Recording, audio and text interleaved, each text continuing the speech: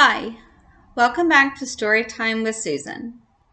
We are continuing with our book, The Berenstain Bear Scouts and the Sci-Fi Pizza. We're on chapter 10, so let's get started. Chapter 10, Flight Test. Do you think it'll work, said Sister. There's only one way to find out, said Brother, who had just put his third eyedropper of gas into the gas tank. The Bear Scouts were once again in Farmer Ben's far meadow. But instead of going right to the field, the Scouts had stopped off at Scout Leader Jane's. They showed her the plane. They told her all about how they had put in radio controls. They even showed her how to work them. See, said Brother, when you pull the joystick back, the nose tilts up. In the air, that would make the tail go down and the plane would climb. Amazing, said Jane. Of course, the plane wasn't in the air. It was on Jane's dining room table.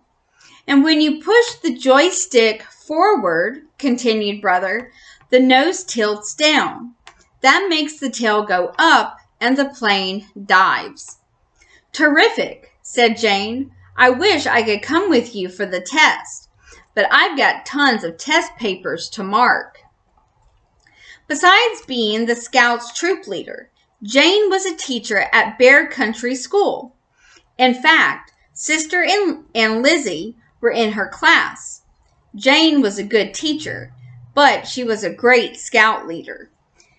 Even though she was a grown-up, she got just as excited about things as the Scouts did. As for going for the high-tech merit badge, Jane said, I don't see why not. It's an advanced badge, but this radio-controlled plane of yours surely is high-tech. Where does the power come from? I don't see anything plugged into the wall.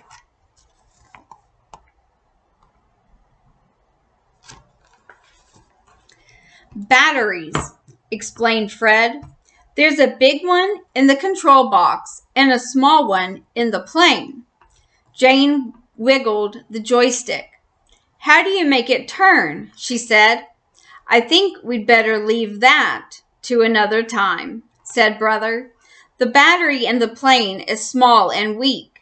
We don't want to use it up. It's not a problem when it's flying, said Sister. There's a thing in the motor that puts power back in the battery. It's the same with your car, said Lizzie. Scout Leader Jane looked down at Sister and Lizzie. She didn't say so, but she was proud of their interest in high-tech things. When she was a cub, girls didn't know anything about airplanes, cars, and batteries. Jane was pleased that it was different now. She got a far-off look in her eye. Okay, Scouts, I've got things to do, and so do you, she said as she let them out the door. Did you see that far-off look in Jane's eye? Said Sister. Yes, said Lizzie. What do you suppose that was about? Search me, said Brother. It's not always easy to understand grown-ups. The Bear Scouts were all set for the test. The gas tank was full. Brother was about to turn the propeller to start the engine. The plan was for the Scouts to take turns handling the controls. Fred would start, Sister would be next, then Lizzie. Brother would take over for the landing, which was the trickiest part. The motor caught on the first turn of the propeller. The plane snarled up into the air as it had earlier, but this time it was under control, radio control. Okay, Fred, said Brother, put her in a slow climb. Fred pulled back on the stick just a little. The plane climbed until it was about 200 feet in the air. It was a beautiful sight.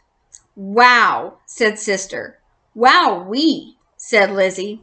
Okay, said Brother, put her into a slow turn. Fred moved the joystick a little to the left. It was amazing. The plane was doing exactly as it was told. "Let Sister take over now," said Brother.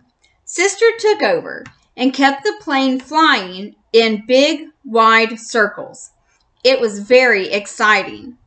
"May I have my turn now?" said Lizzie. When Lizzie took over the controls, things began to go wrong. Very wrong. The plane started to twist and turn. Then it veered and headed straight for the far end of the field. "No, Lizzie, no," cried Brother. "Keep on circling."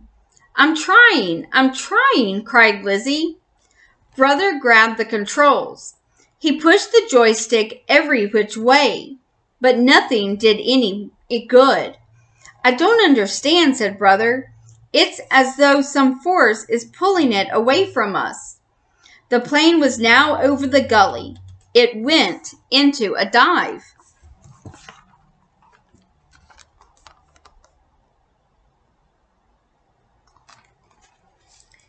"It's going to crash! It's going to crash!" cried Lizzie.